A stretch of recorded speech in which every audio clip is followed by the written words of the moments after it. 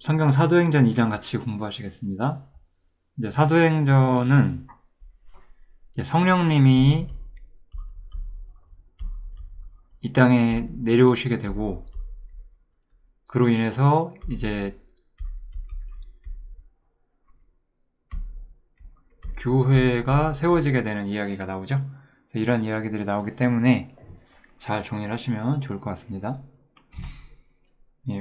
오순절이라고 해서 그 예수님의 죽으시고 나서 이제 50일 부활하시고 나서 50일 후가 되는데요. 그때 이제 그걸 이제 오순절이라고 해서 원래 유대인의 절기 중 하나죠. 그래서 이날에 그 제자들이 예수님의 40일 있다가 승천하신 다음에 그 약속하신 성령이 올 때까지 기다리라고 했잖아요. 그래서 약속한 날이 바로 오순절 날이었고, 그 날에 성령이 내려오시게 돼요. 그래서 저희가 다 성령의 충만함을 받고 성령의 말하게 하심을 따라 다른 방언으로 말하기를 시작하니라, 이렇게 성령 강림이 시작을 하게 돼요. 오순절 날에 그 모여있던 우리 마가의 다락방이라고 하죠. 마가의 다락방에 모여있던 사람들에게 성령이 임하게 되고, 이 사람들이 성령이 충만하여져서 그 하나님이 전하신 복음을 말하기 시작하는 거고, 그때 다른 방언으로 말하기를 시작한다, 이런 표현이 나오게 돼요. 여기서 우리가 조금 생각해 봐야 될 것은 이 방언이라는 것과 성령이 내려옴으로써 충만해지는 것, 이 두 가지를 조금 봐야 되는데요. 우리가 이제 일반적으로 우리 교회에 가보면은 좀 이상한 교회들이 있어요. 목사님들이 막 이렇게 손을 대면은 사람들이 막 쓰러진다든지, 아무튼 이상한 교회들이 있거든요.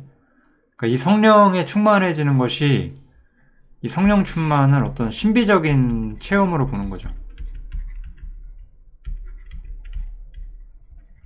여기서 성령 충만함은 신비적 체험과 전혀 상관이 없고, 그 다음에 이 방언 들어보신 적 있나 모르겠어요. 좀 들으면 굉장히 혐오스러운데 막 사람이 미친 소리를 막 하거든요.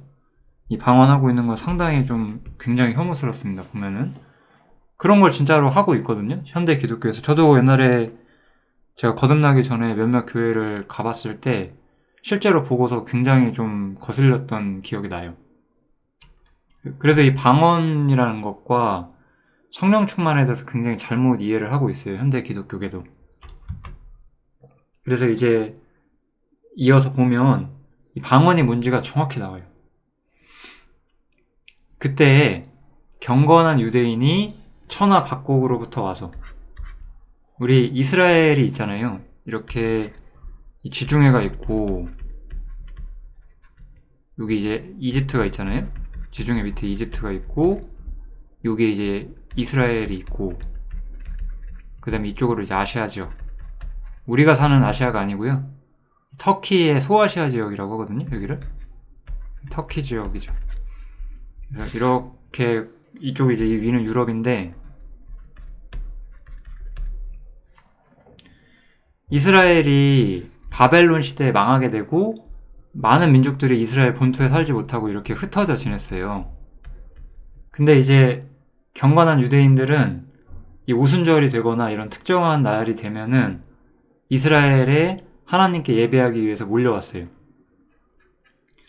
그때 이제 성령이 강림하는 사건이 있었고, 이 성령 강림을 기다렸던 사람들이 각각 자기의 방언으로 제자들의 말하는 것을 듣고라는 말이 있죠. 여기서 이 방언이란 말은 우리도 쓰잖아요. 우리 제주 방언 이런 말 쓰거든요. 저기 북한 함경도 방언 이런 식으로 해서, 그러니까 특정 지역의 언어를 우리가 방언이라고 해요. 그래서 이집트나 유럽이나 터키나 소아시아 그 밖에 이제 아랍 지역 이런 데서 흩어져 있던 이스라엘 민족들이 많이 왔는데, 이 예루살렘에 있던 이 예수님의 제자들이 갑자기 그 사람들 언어로 말을 하는 거예요. 이거 엄청난 기적이죠, 사실은. 이 사람들이 다 외국어에 능한 사람들은 아니었을 텐데 이게 굉장히 기적 같은 일로 이 일이 발생을 하게 되죠. 그래서 놀라서 다 놀라 기이 여기면서 말을 해요. 이 말하는 사람이 다 갈릴리 사람이 아니냐. 여기 모여있던 120명의 사람들은 전부 다 갈릴리, 예루살렘 이런 지역에 살던 사람들인데 어떻게 이 사람들이 우리 방언으로 말을 해서 우리가 그걸 듣고 있는 것이냐, 이렇게 말하면서 너무 놀라는 사건이 발생을 하게 돼요. 정말 이건 기적이죠. 성경에 나오는 많은 기적들 중에 또 굉장히 주목해야 되는 기적 중 하나죠. 우리 갑자기 외국어를 못하는 사람이 예를 들어서 복음을 전하러 우리한테 왔는데 그 사람이 갑자기 한국어로 말을 하면은 굉장히 놀랍잖아요.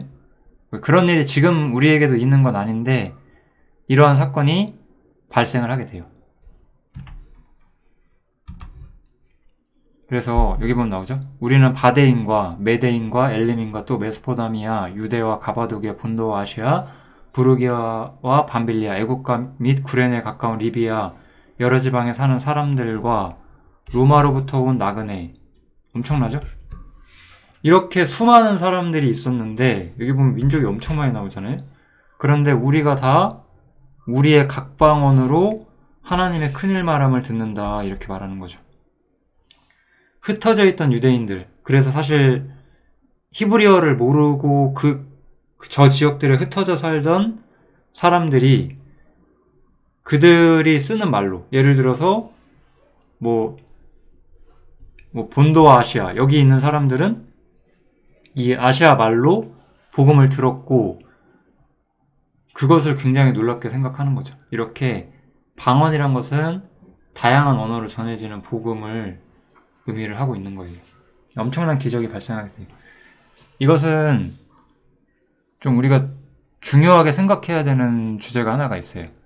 뭐냐면은 우리 창세기에 보면은 바벨탑 사건이 있거든요. 이 바벨탑 사건에서 언어가 나뉘잖아요. 그죠? 이때 언어가 흩어지게 되죠. 이렇게 하나님께서 징계하시면서 언어가 나뉘게 되는 사건이 발생을 하게 돼요. 이것은 사실 사람들이 하나님을 대적하고 하나님을 의지하지 않기 때문에 하나님께서 사람이 자신들의 탑을 쌓지 못하게끔 하신 거잖아요. 근데 이제 우리가 사도행전 1장에 보면은 이제 땅끝까지 복음을 전하라고 했잖아요. 땅끝까지 복음을 전하기 위해서는 온 세상 온 민족으로 가야 되는 건데, 땅끝까지 복음을 전하려면 온 세상에 있는 모든 민족으로 복음이 전해져야 되는데, 그러면 어떻게 돼야 돼요? 여러 언어로 각자 그들에게 말씀을 전해야 되는 거잖아요. 그래서 이 하나님의 말씀이 이제 온 세상에 각자 다른 언어들로 전해지게 돼서 사실 우리에게도 이 말씀이 전해지게 된 거겠죠. 참 엄청난 하나님의 능력이 있었다라고 볼 수가 있어요. 하나님께서는 다시 흩어진 언어를 하나로 모으시는 그런 일들을 하시는 것이 아니라 이 징계 때문에 흩어진 언어들, 그 모든 ht어진 언어들로 하나님의 말씀을 보내시는 거죠.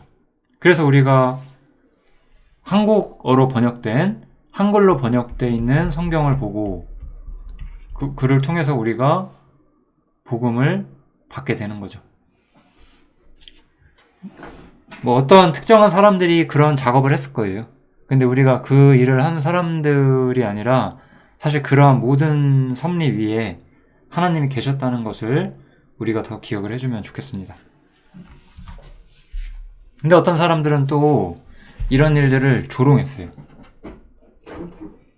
어떤 이들은 조롱하면서 저희가 술에 취했다, 이런 소리를 하는 거죠. 어떤 사람, 그러니까 주님을 믿지 않고 주님을 거절하는 사람들은 이렇게 조롱하고 무시하고 그 성령이 강림하는 사건을 아무것도 아닌 것으로 이야기를 한 거죠. 그래서 이제 베드로가 앞으로 나서서 중요한 설교를 하게 돼요. 이게 기독교의 뼈대를 이루는 첫 번째 중요한 설교가 여기에 나오게 됩니다. 그래서 유대인들과 예루살렘에 사는 모든 사람들에게 너희로 알게 할 것이 있는데 그러므로 내 말에 귀를 기울여라 이러면서 이야기를 시작해요. 때가 제3신이라고 시작을 하죠. 제3신은 이제 오전 9시예요. 오전 9시. 오전 9시니까 사실 술 취할 시간은 아닌 거죠. 때가 제3시기 때문에 너희 생각처럼 이 사람들이 취한 것은 아니다. 어떤 사람들은 아까 보면 저희가 술에 취했다라고 조롱했잖아요. 니네가 말하는 것처럼 우리가 술에 취해서 이런 것이 아니다. 우리가 지금 많은 방언을 하고 이렇게 성령이 강림하면서 특별한 일을 하는 이유는 바로 선지자 요엘에 말씀하신 것이 성취되는 것이다 라고 하면서 자신들에게 지금 일어난 일이 구약 성경에 예언된 일이 성취되는 거라고 이야기를 하는 거예요. 베드로가. 그러면서 요엘서 2장을 인용을 하면서 여러 가지 이야기를 쭉 하죠. 요엘서 2장에 보면 이런 구절들이 나와요. 말세에 내가 내 영으로 모든 육체에게 부어주리니 이것이 이제 이 구약 성경 요엘이라는 성경이 있거든요. 거기 나온 성경이 바로 성령 강림을 의미하는 것이었다. 이렇게 베드로가 해석을 하는 거예요. 그래서 너희의 자녀들은 예언할 것이고 너희의 젊은이들은 환상을 볼 것이고 늙은이들은 꿈을 꿀 것이고 즉 여러 가지 성령님의 능력에 의해서 하나님 말씀을 계시하고 하나님 말씀을 전하고 또 하나님 말씀을 받고 그러면서 복음 안에서 그리스도인으로서 변모하는 과정이 있을 것이다 라고 그렇게 써있다고 이제 베드로가 이야기를 하는 거죠. 이 마지막 구절에 이제 누구든지 주의 이름을 부르는 자는 구원을 얻으리라 하였느니라 이런 마지막 구절이 나와요. 이것도 굉장히 중요하죠. 이제는 누구든지 유대인이 되어야 되는 게 아니라 누구든지 사실 모든 민족으로 향하는 거잖아요. 이 복음이란 것은 모든 민족으로 향하는 거기 때문에 누구든지 이제는 이것도 우리 사도행전 1장 기억해 보세요. 제가 사도행전 1장에서 예수 그리스도의 증인이 된다고 했죠. 그래서 누구든지 예수님의 이름을 부르는 사람들은 구원을 받을 것이다 라고 말하면서 새로운 신앙이 시작되었다는 걸 말해요. 즉 여기서 지금 베드로가 말하는 거는 기존에 베드로가 알고 있었던 유대교랑은 전혀 다른 거였어요. 이제 온 세상으로 하나님 말씀이 전해지게 되고 누구든지 그 전해진 말씀을 통해서 예수님의 이름을 부르고 예수님을 시인하는 자들에게는 구원이 있을 것이다 라고 이야기를 하는 거죠. 그게 요엘서 2장에 나와 있고 요엘서 2장이 지금 이미 부분적으로 성취가 됐다. 베드로는 그렇게 이야기를 하고 있는 거죠. 그러면서 이제 이스라엘한테 말을 하는 거예요. 이스라엘 사람들아 이 말을 들어라. 너희도 아는 바에 하나님께서 나사렛 예수로 큰 권능과 기사와 표적을 너희 가운데서 베푸사 너희 앞에서 그를 증거하셨느니라. 즉, 이 예수님께서 하나님의 보내신 자로 하나님의 아들로서 많은 선한 일들을 하셨어요. 그래서 이 예수님께서는 하나님의 정하신 뜻과 미리 아신 대로 하나님이 미리 계획을 하셨고 그리고 하나님이 미리 계획을 하셨다는 걸 볼 수가 있고 또 예언을 하신 거죠.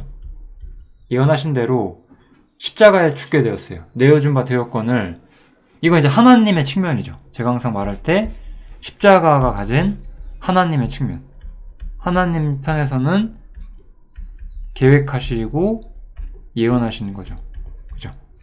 근데 사람 편에서 어땠어요? 사람 편은? 사람 편에서 예수님을 거절하고 죽인 거잖아요. 그래서 너희가 법 없는 자들의 손을 빌어. 여기서 법 없는 자들은 로마 사람들을 말하는 거겠죠? 그들의 손을 빌어서 못 박아 죽였다. 이렇게 말하는 거예요. 그러나 여기서 아주 중요한 이야기가 나와요. 하나님께서 사망의 고통을 풀어 살리셨다. 이런 표현이 나와요.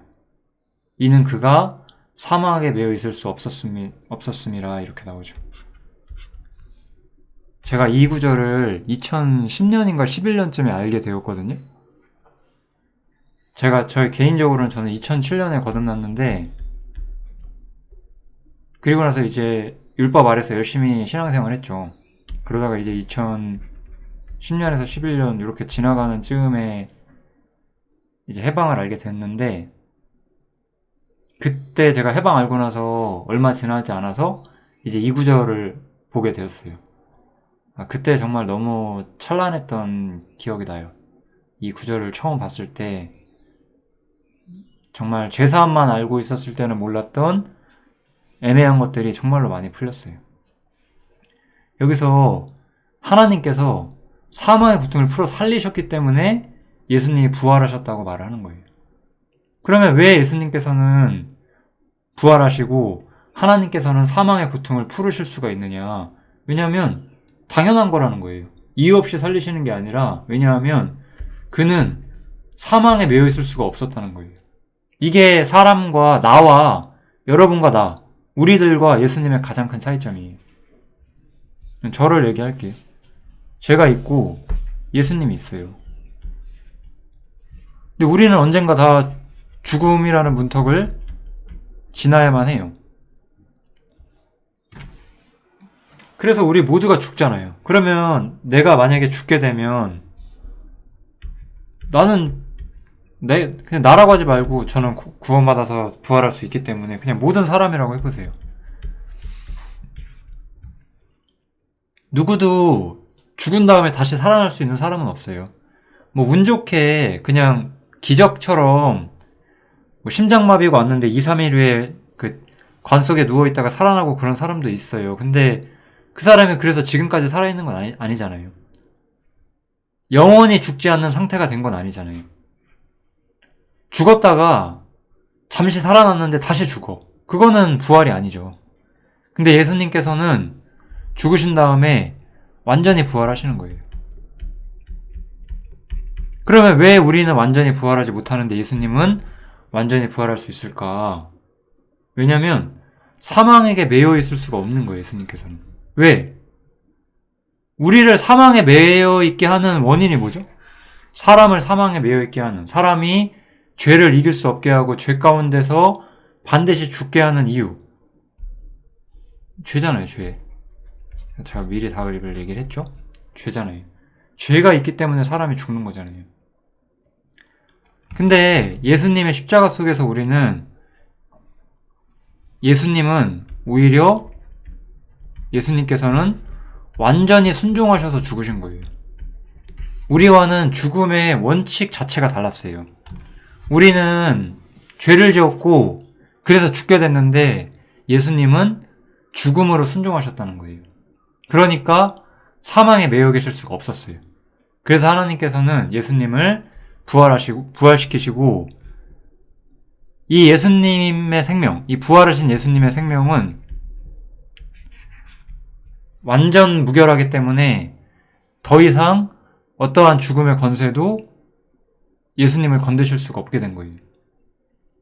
그게 바로 현재 예수님의 상태예요. 이게 핵심이에요. 이게 복음의 핵심적인 진리가 바로 여기 있는 거예요. 사람은 하나님 예수 그리스도를 알아보지 못하고 죽였는데 하나님께서는 예수님을 다시 살리셨다. 왜냐하면 예수님은 죄가 없으신 분이었고 오히려 하나님의 뜻을 위해서, 우리의 죄를 위해서 기꺼이 죽음까지 순종하신 거기 때문에 하나님께서는 예수님을 다시 살리셨다는 거죠. 그리고 이제 다시 살리신 예수님을 어디로 부르시느냐? 하늘로 부르신다는 거예요. 이 뒤에 그 얘기가 나오는데,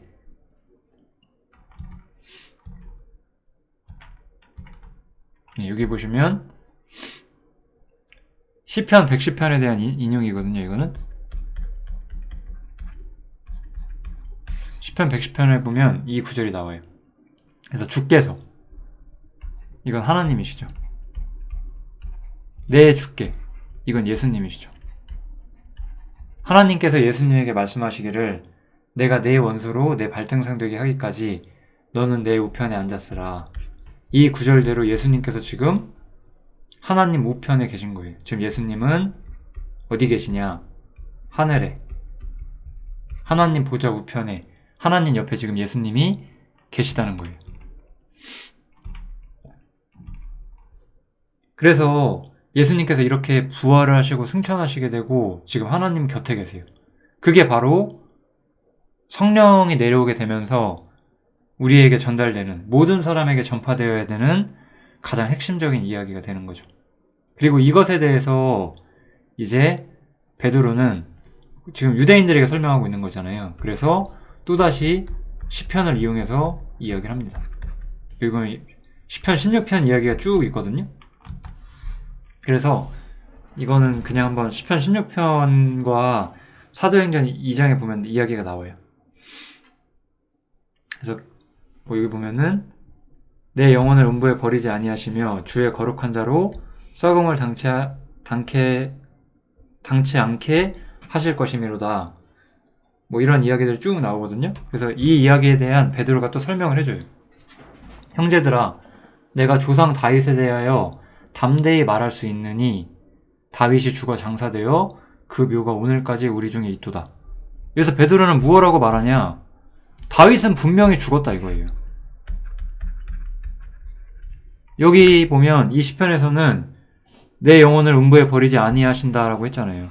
이 구절이 다윗이 난 죽어서 지옥 안 가 그렇게 말하지 않고 있어요. 이게 이 사도들의 성경 해석의 어떤 탁월성이거든요. 제 생각에 개신교는 이런 거 보면서 우리 영혼이 지옥 가지 않는다 이렇게만 해석을 할 거예요. 그런데 그게 아니라 다윗은 죽어 장사됐다. 그렇기 때문에 저 시편 16편은 다윗 본인에 대한 이야기가 아니다 라고 이야기를 하는 거죠. 그래서 여기 보면 다윗은 선지자고 하나님이 이미 맹세하셔서 그 자손 중에서 한 사람을, 그 예수님의 후손이거든요. 다윗이 다윗의 후손으로 예수님이 오셨잖아요. 그래서 다윗의 후손 중에서 예수님이 오셨기 때문에 그래서 그 예수님이 그 위에 앉을 것이라는 것을 미리 알았다는 거예요. 그걸 미리 보고 그리스도의 부활하심을 말했다라고 보는 거죠. 그러니까 시편 16편은 다윗 본인이 아니라 예수님을 예언한 것이다. 이렇게 베드로가 분명히 설명을 하는 거예요. 그래서 이 예수를 하나님이 살리셨다는 거예요. 너희가 하나님께서 계획 가운데서 예수님을 이 땅에 보내셨고 너희가 법 없는 자의 손을 빌어서 죽인 그 예수님, 그분은 실상은 죽을 이유가 없는 분이었고 오히려 사망의 권세를 이기고 하나님이 그를 살리셨다라고 베드로는 선언하고 있어요. 그러면서 우리들은 누구냐라고 이야기를 하는 거죠. 우리는 다 이 일의 증인이다 이렇게 말하는 거예요. 이게 그리스도인이에요. 그리스도인은 어떤 사람들이냐? 제가 여기 써놨잖아요. 예수님께서 우리를 위하여 죽으시고 부활하셔서 이제 영광스러운 하나님 보좌 우편에 앉으셨다는 거예요. 그리고 이 일을 증명하기 위해서 세상에 성령을 내려보내셨다는 거예요. 그리고 그 성령을 받은 우리들이 바로 이 예수님의 위치와 위격을 증거하기 위해서 이 땅에 살아있는 사람들이다라고 말하는 거예요. 이게 바로 그리스도인들이에요. 우리는 제가 사도행전 1장에서도 말한 것처럼 기본적으로 우리가 사람이 멸망할 수밖에 없는 죄인이고 하나님께서 우리를 구원하시길 원한다는 걸 많이 전하긴 해요. 그렇지만 그게 끝은 아니죠. 원래 우리의 입장은 무엇이냐? 나를 위해서 그리고 하나님을 위해서 죽음의 길을 가셨고 오히려 승리하시고 부활하신 그 예수님의 증인이 되기 위해서 우리들을 불렀다는 거예요. 그게 바로 그리스도인들의 어떤 위치가 되는 거죠. 여기서 그럼 우리가 이 성령이라는 존재에 대한 좀 확실한 역할을 볼 수가 있죠. 여기 보시면 하나님께서 오른손으로 예수를 높이심에 그가 약속하신 성령을 이렇게 나오죠.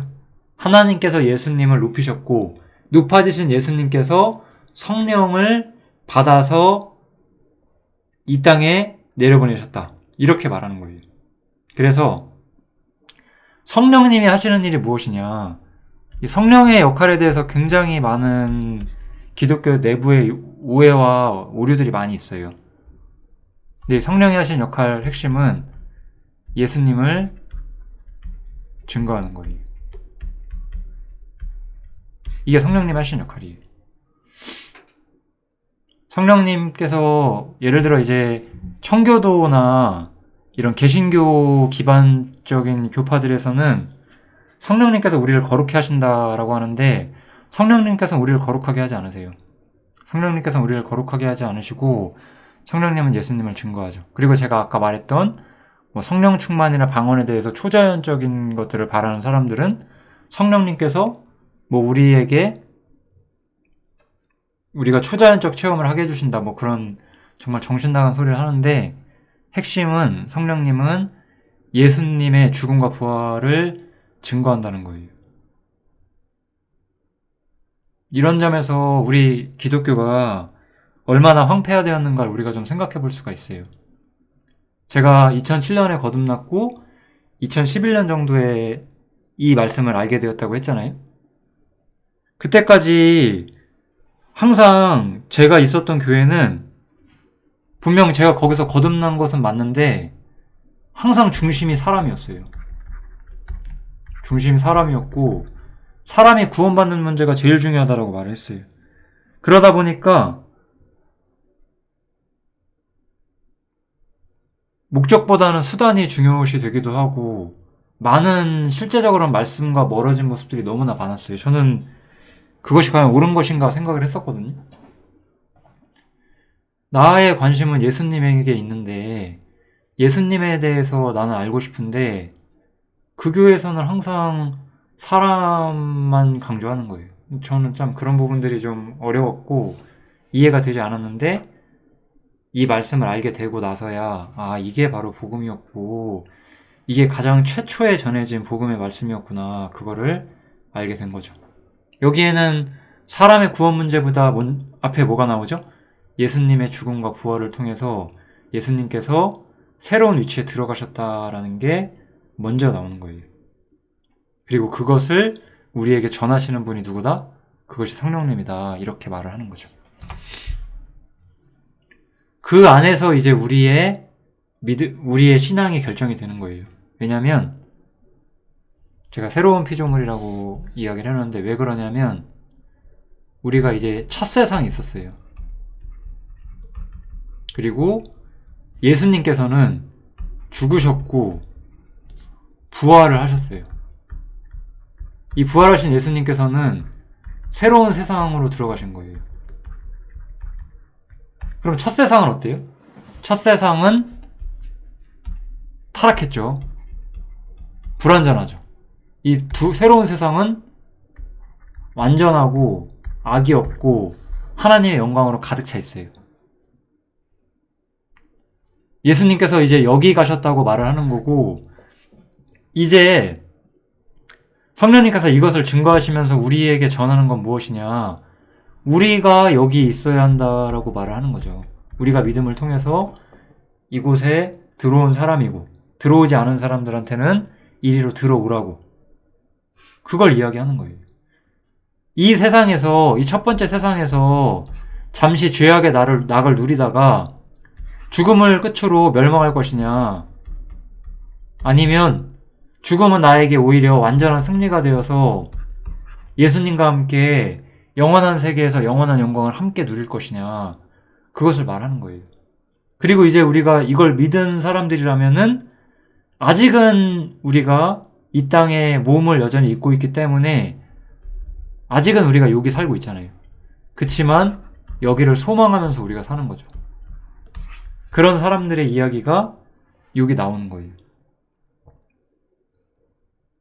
그래서 우리는 이런 말 진짜 할 수 있어요. 이게 사도 바울이 한 말인데 만일 땅에 있는 우리의 장막집이 무너지면 하나님께서 지으신 집, 그 손으로 지은 것이 아니요 하늘에 있는 영원한 집이 우리에게 있을 줄 아나니 이건 참 비유적인 표현인데 땅에 있는 우리의 장막집은 우리의 육체를 말해요. 우리가 죽게 된다면 이게 무너지는 거는 우리 육체의 죽음을 상징하는 거죠. 죽음은 나한테는 오히려 이제 하늘에 있는 영원한 집으로 들어가는 날인 거예요. 그래서 우리가 믿음으로 행하고 보는 것으로 하지 아니함이로라라고 말하면서 우리가 담대하여 원하는 바는 차라리 몸을 떠나 주와 함께 거하는 것이다 이렇게 말하죠. 이게 정말 우리가 할 수 있는 말이거든요. 옛날에 기독교 역사에 어떤 사람은 이런 말을 했던 게 기억이 나요. 죽음은 내게 더 이상 고통이 아니라 기쁨으로 나를 초대하는 곳 같다. 저도 그렇거든요. 또 이제 어떤 순교자가 그런 말 했던 것도 기억이 나는데, 나를 죽인다 해도 죽음을 통하여 나는 더욱더 큰 승리를 얻을 것이다. 그렇게 말을 하는 거를 본 적이 있어요. 제가 죽는다 한들 하나님 나라에 가는 거예요. 이 세상에서 고난을 받는다 한들 주님과 함께 동행하는 것이고, 그러니까 그 세상은 우리한테 아무것도 아닌 거예요. 이 첫 번째 세상은 망할 것이고 우리는 부활한 곳에서 새로운 세상에서 이제 주님과 함께 거하게 될 거니까. 이게 우리의 위치고, 이것의 뼈대로서 예수님의 죽음과 부활, 그것을 전하는 것이 바로 사도행전 2장이에요. 아까 제가 말했던 것처럼 그날이 아직은 오지 않았기 때문에, 그날 정말 우리가 영광 가운데 사는 날은 언제 오냐면 이제 예수님이 마지막에 다시 재림하시고 나서 오게 되기 때문에, 그때까지는 예수님께서 하늘에서 기다리고 계시죠. 그래서 하늘에서 심판할 때까지 기다리시는 것, 이게 시편 110편에 나옵니다. 이런 이야기들이 쭉 끝나고 나서 베드로는 마지막으로 다시 한번 그들의 죄악성을 선언해요. 그런즉 이스라엘 온 집이 정령할지니, 여기서부터 시작을 하죠. 너희가 십자가에 못 박은 이 예수를 하나님이 주와 그리스도가 되게 하셨느니라, 이거예요. 세상이, 나라고 해볼게요. 내가 여기 이제 예수님이 왔어요. 어떤 사람이 왔는데 굉장히 겉보기에는 초라한 존재였어요. 그래서 별거 아닌 것 같아서 죽였어요. 근데 내가 별거 아닌 것 같아서 죽였는데 알고 보니까 이 사람이 왕이었던 거예요. 그래서 하나님께서 이 사람을 부활시켰대요. 이게 얼마나 끔찍한 거예요, 이게. 한번 우리가 옛날 우리 이렇게 그 사극 같은 분위기라고 생각을 해보세요. 가끔 이렇게 왕 같은 사람들이 그 왕 옷을 안 입고 그냥 일반인처럼 옷 입고 뭐 이렇게 나오면 사람들이 못 알아보잖아요. 그래서 못 알아보고 죽였어요. 그러면 그 사람의 결과가 어떻게 되겠어요? 이 세상이 예수님을 죽였는데 그럼 이 세상은 어떤 운명을 맞이하게 될까요? 그걸 우리가 생각해 봐야 되는 거예요.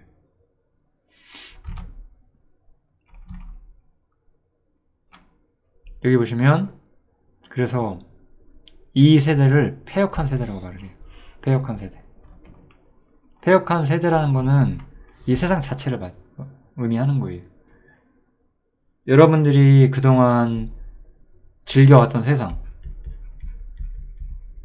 내 삶의 터전이었고 내 삶의 무대였던 세상을 하나님께서 심판하신다고요.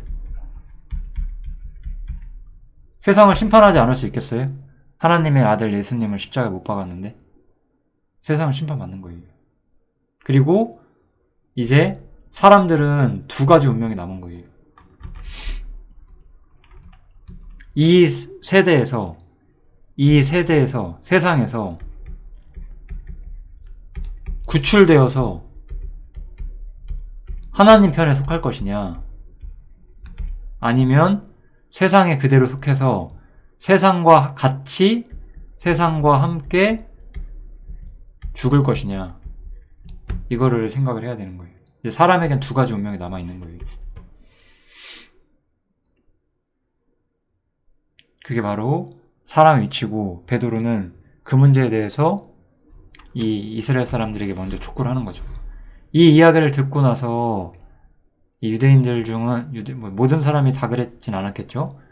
그들 중에 많은 사람들이 이제 마음에 찔리게 돼요. 우리는 죄에 대해서 배우게 되면 이렇게 양심에 진정한 찔림이 오게 돼요. 이게 오지 않는 사람들은 복음이 믿어지지 않죠. 그래서 그럼 우리가 어떻게 해야 하느냐라고 물어보게 되고, 그러면 너희가 회개하고 예수 그리스도의 이름으로 세례를 받고 죄사함을 얻어라. 그러면 성령을 선물로 받을 것이다 라고 말하면서 복음의 가장 핵심적인 이야기들을 요약을 하고 있죠. 우리는 먼저 양심에 찔리는 일이 먼저 발생을 하게 되고, 그걸 통해서 회개를 하게 돼요. 회개는 내 삶에 대한 판단이죠. 내 삶에 대한 판단. 그리고 일종의 정죄. 내가 그동안 잘못 살아왔구나. 그런 것들을 시인을 하는 거예요. 그리고 나서 세례를 받는 일이 있었어요. 그렇다고 우리는 이렇게 세례를 받음으로 구원을 받진 않는데, 이 세례라는 것은 무엇이냐? 자신의 신앙을 시인하는 거예요. 신앙을 시인하는 목적으로서 이 세례를 받는 거예요. 여기서 세례라는 것은 이 유대인들에게 세례라는 건 그런 의미였어요. 그동안 제가 하나님을 몰랐고 하나님을 잊었고 하나님을 거부하며 살았는데 그러한 나는 그날 죽은 겁니다 라고 선언하는 거예요. 신앙을 시인하고 과거의 자신은 죽은 것이다 라고 선언하고, 이제 나는 이러한 과거에서 나와서 새로운 삶을 살겠습니다. 이러한 의미로서 세례를 받는 거예요. 즉 이것은 자신들이 믿는 믿음의 진실함에 대한 진정한 표현인 거죠. 그렇게 되면 우리는 이거는 진실한 이들의 믿음의 작용을 설명하는 거기 때문에, 그래서 믿음의 결과로서 죄사함을 받게 돼요. 죄사함을 받았기 때문에 우리는 죽어서 지옥에 가지 않게 되는 거죠. 그리고 그 다음에 성령을 선물로 받습니다. 성령님께서는 예수님이 어떤 분이신지를 우리한테 더 많이 가르치시기 시작을 하실 거예요. 그게 처음 거듭난 사람들의 어떤 모습이라고 우리가 볼 수가 있죠. 이런 거 다 띄워놓고 그냥 죽어서 지옥 가면 안 된다, 그것만 가르치는 게 기독교의 전부가 돼서는 안 돼요. 아까 제가 말했던 것처럼 세례에 대해서 우리가 좀 많이 생각해 보시면 좋을 것 같아요. 우리가 진짜로 물세례를 주기가 좀 어려운 시대에 살고 있잖아요. 그런데 그 세례가 의미하는 것이 무엇인지, 이제 나는 옛날처럼 살 수 없다는 뜻이에요. 모든 그리스도인들은 이거를 본능적으로 압니다. 이게 아예 없는 사람은 복음에 안 들어갔다고 생각하는 게 편해요. 다만 이제 들어갔어도 결단을 미룰 수는 있겠죠. 근데 미루어봤자 자기만 손해입니다. 그래서 이 패역한 세대에서, 내가 이전에 살던 곳은 패역한 세대거든요. 하나님은 이곳을 심판하실 거기 때문에 그곳은 이제 내 삶의 무대가 될 수가 없어요. 이제 내 삶은 주님과 함께하는 삶이 되는 거예요. 내가 주님과 함께하기가 싫다, 난 진짜로 싫다, 그러면 같이 지옥 가야죠. 세상과 함께. 그게 안 믿는 사람들의 결과예요. 우리는 하나님께 한 발, 세상에 한 발 그렇게 디디고 살 수가 없습니다. 양당 간에 결단을 하셔야 돼요. 자신의 입장에 따라서. 저는 세상을 사랑하는 그리스도인은 없다고 생각하고, 그런 존재는 말이 안 돼요. 성경적으로. 거듭나지 않았기 때문이겠죠. 그래서 이렇게 패역한 세대에서 구원을 받으라는 메시지가 전파가 되는 거죠. 그때 많은 사람들이 세례를 받게 되고 이날에 제자의 수가 3,000이나 더하게 되었다, 이렇게 말을 하죠. 이 3,000에 대해서, 이렇게 많은 숫자가 한 번에 거듭난 것에 대해서, 구원받은 것에 대해서도 사람들이 굉장히 많이 오해를 해요. 그래서 막 수천 명 모아놓고 설교하면 이거 봐라, 우리도 몇천 명 구원받았다, 이런 일을 하는데 그런 일은 실제로 일어나지 않습니다. 이거는 이 사람들은 사실 이미 유대인 신자들이었던 사람들이에요.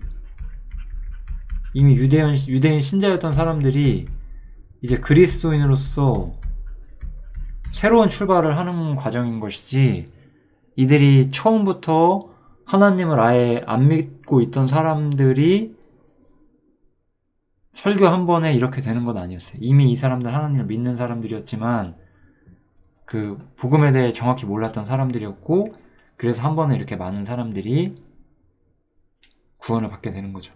이거는 사실은 이제 사도행전 전체를 보시면 하나님께서 이스라엘을 치실 거예요. 이스라엘 치시기 전에 이스라엘에 남아있는 진실한 사람들을 교회로 부르시고자 하는 거죠. 이거는 이스라엘과 교회의 관계가 중요한 건데요. 이스라엘은 이제 침몰하는 배였어요. 근데 하나님께서는 구원받은 사람을 절대 놓치지 않는 분이에요. 우리 하나님께서 창세기에서 그 소돔과 고모라를 심판하실 때 뭐 죄인 가운데 의인이 몇 명만 있어도 내가 심판 안 한다 이렇게 말씀하신 게 있잖아요. 그것처럼 하나님께서는 절대 자기 사람들을 놓치지 않으시거든요. 그래서 이 침몰하는 배 속에 있던 이스라엘, 그 이스라엘 속에도 진실하게 믿는 사람들이 있었을 거잖아요. 우리 예수님이 계시기 전에도 하나님에 대해 진실한 사람들이 있었을 거잖아요. 그 모든 사람들을 그리스도인으로서 부르시는 일이 여기서 있는 거죠. 이렇게 해서 처음으로 하나님의 복음이 전파가 되고 그리스도인들의 모임이 시작이 되는 거죠. 그래서 이렇게 그리스도인들이 모임을 시작하게 돼요. 저희가 이제 이 당시에는 사도들의 가르침을 받아서 서로 교제하고 떡을 떼고 기도하기를 힘쓴다라고 나오죠. 그래서 이제 구원받은 사람들에게는 중요한 이야기가 아주 중요한 이야기 하나가 전해지고 있어요. 그리스도인들은 교제를 해야 합니다. 모여야 돼요. 그리고 떡을 떼야 돼요. 이거는 이제 성찬을 의미하는 건데, 이 세 가지는 한마디로 하나, 이거는 모여야 된다는 거죠. 그리스도인들은 모든 사람, 우리 하나님을 믿는 사람들은 예수님의 이름으로 모여야 돼요. 이게 바로 초대교회부터 하나님께서 우리들에게 가르쳐 주신 거예요. 하나님께서는 이 그리스도인들의 모임을 통해서, 이것을 통해서 이제 하나님의 일을 하실 것이기 때문에 여기서 우리가 양육을 받고, 여기서 우리가 하나님의 뜻을 배우고, 여기서 우리가 앞으로 나아갈 바를 배우기 때문에 반드시 그리스도인으로서 그리스도인들의 모임에 합류를 하셔야 되는 거예요. 이게 우리 삶의 아주 중요한 문제로서 나타나게 됩니다. 그거에 대해서 제가 요한일서에서 아주 중요한 이야기를 해볼게요. 우리가 정말로 구원을 받았다면 하나님을 사랑하지 않을 수는 없을 거예요. 왜냐하면 하나님께서는 자신의 모든 것을 희생시켜서 나를 살리셨잖아요. 그러면 나는 하나님을 사랑하지 않을 수가 없죠. 그래서 우리가 만약에 하나님을 사랑한다면 어떻게 해야 돼요? 여기 보면 보는 바 형제를 사랑치 아니하는 자가 보지 못하는 바 하나님을 사랑할 수가 없다라고 분명히 나와요. 그래서 하나님을 사랑하는 자들은 또한 형제를 사랑할지니라 라고 나오죠. 이제 저는 항상 말하지만 형제 사랑이 없는 교회는 그건 교회가 아니에요. 교회는 형제를 사랑하기 위해서, 형제는 사실 누구죠? 형제는 이제 내 앞에 계신 주님이에요. 내 앞에 있는 주님. 하나님께서는 우리가 형제를 주님 섬기듯 섬기기를 바래요. 주님께서는 나를 위해 많은 걸 희생하셨고 사실 모든 걸 희생하셨거든요. 우리가 형제를 위해서 그러기를 바래요. 그게 하나님께서 우리에게 바라는 거예요. 그거에 대해서 이제 세부적으로 어떻게 할 것이냐, 그거는 제가 오늘 다 말할 수는 없지만 우리의 마음을 이야기를 하는 거예요. 처음부터 주님께서는 구원받은 그리스도인들이 모이라고, 함께 모여서 서로 교제하고 친교를 나누고 친구처럼 함께 모이라고 이야기를 하는 거죠. 이 모임이란 거는 어떤 의미가 있는 거예요? 이제 세상, 아까 이 패역한 세대였고 이 세상은 심판만이 남았잖아요. 이 심판만이 남은 세상에서 구별돼서 하나님과의 사귐 속으로 들어오라고 말하는 거죠. 잠언에 보면 이런 구절이 있어요.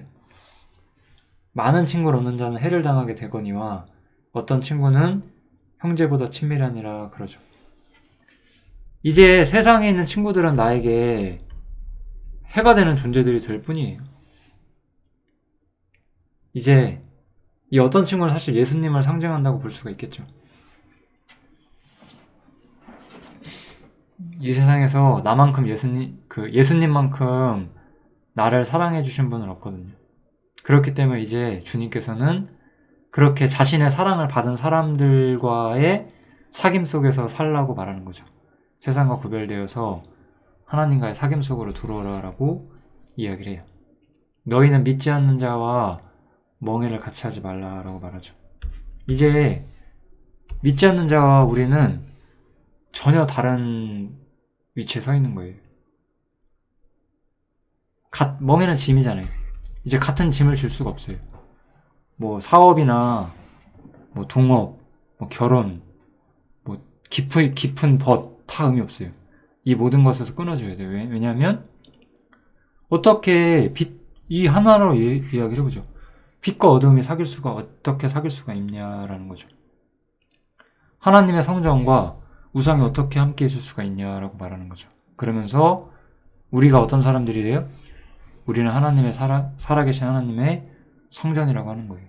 살아계신 하나님의 성전이 어떻게 우상과 세상과 함께 있을 수가 있느냐라고 이야기를 하면서 이 하나님과의 사귐 속으로, 교제와 모임 속으로 들어오라고 이야기를 하는 거죠.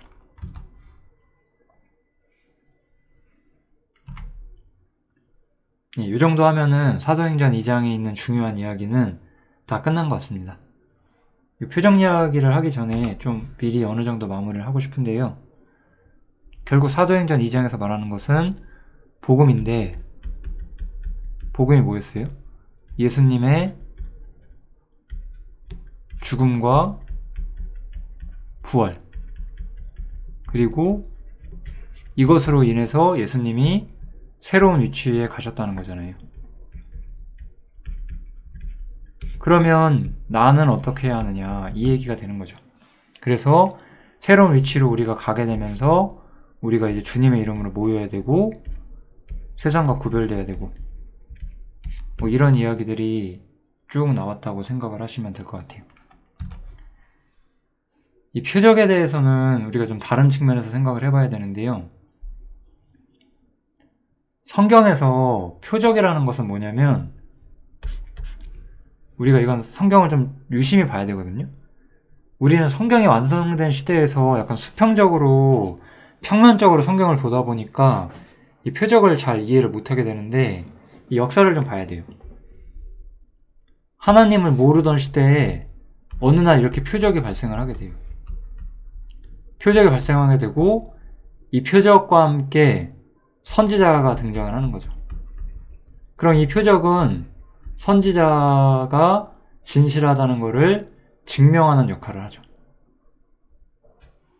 즉, 표적이 선지자가 정당하다는 걸 증명하다는 건 이 선지자가 하나님이 보내신 분이라는 것을, 하나님께서 온 자라는 걸 증명하는 용도로 쓰인 거예요.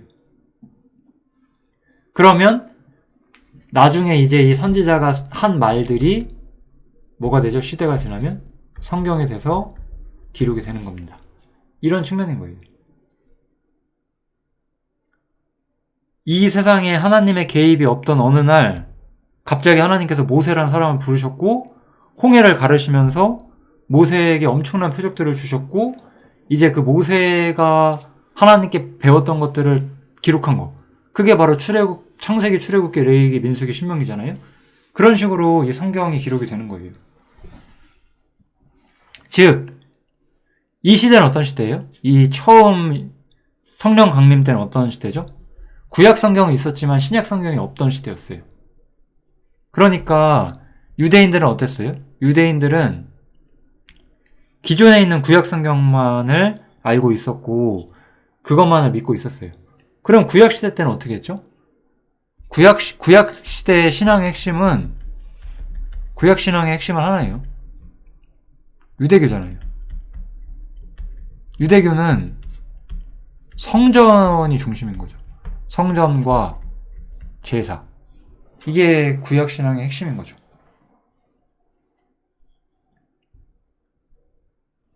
근데 이 사람들은 다르게 모이기 시작했어요. 이 사람들은 믿는 사람이 다 함께 모였어요. 함께 모였고 재산도 함께 아끼지 않고 나눠 썼어요. 물질과 소유를 나눠 쓰는 사람들이었어요. 재산과 소유를 팔아 각 사람의 필요를 따라 나눠주고 날마다 마음을 같이하여 성전에 모이기를 힘쓰고 집에서 떡을 떼며 집에서도 모였어요. 그러니까 이런 신앙들이 너무나 파격적이었던 거예요. 이 유대교를 믿는 사람들한테, 이 유대교 신자들한테 이 그리스도교, 예수님을 믿는 사람들의 생활 방식, 이 유대교의 방식이 있고 그리스도교의 방식이 있잖아요.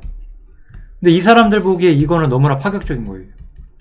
왜냐하면 자기들은 여태까지 성전과 제사 속에 있었는데 이 사람들은 그런 게 아니라 집에서 모이고 날마다 모이고 재산과 소유를 아끼지 않고 너무나 자신들이 기존에 믿던 것과는 너무나 달랐던 거죠. 그럼 이제 유대인들의 입장에서는 내가 지금 여기 서 있다고 생각을 해보세요. 내가 그 당시 유대인으로서 여기 서 있어. 아, 이게 맞는 거야, 이게 맞는 거야, 이렇게 되는 거잖아요.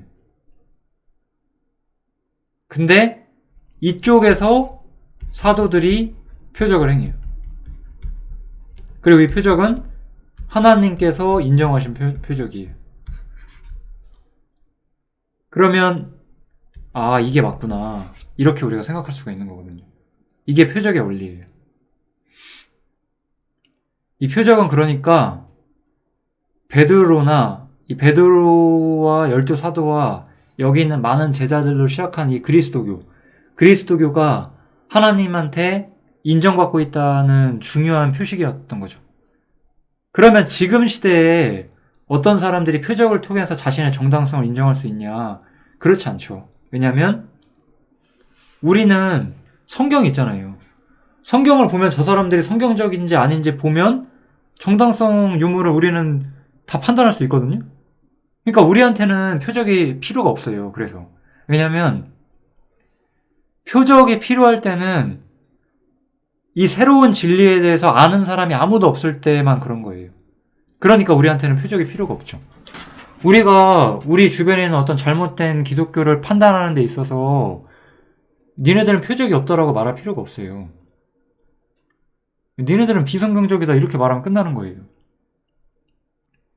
그러니까 지금 표적은 우리의 신앙의 진실성을 드러내기 위해서 초자연적인 체험을 하거나 이런 거 지금은 존재하지 않는 거예요. 지금 우리한테는 성경이 있기 때문에. 그런데 표적은 그런 의미로 이 당시에 쓰였다. 그것만 기억해 주시면 될 것 같고, 마찬가지로 여기 말하는 이 성전은 뭐 교회 건물이나 그런 걸 의미하지 않아요. 이 사람들은 유대인이었기 때문에 약간 좀 과도기적인 시대에 있는 사람들이잖아요. 이 사람들은 원래 유대인이었는데 예수님을 믿었어요. 그래서 성전에서도 모이고 집에서도 모이죠. 우리는 유대인이 아니기 때문에 성전에 안 들어가요. 그러니까 우리는 집에서만 모입니다. 우리는 집에서만 교회라는 이름으로, 주님의 이름으로 항상 모이고, 여기서 말한 것처럼 세상과 구별되어 하나님과의 사귐 속에 들어가는 사람들이 되는 거죠. 이것이 바로 사도행전 2장에 나오는 여러 이야기들입니다.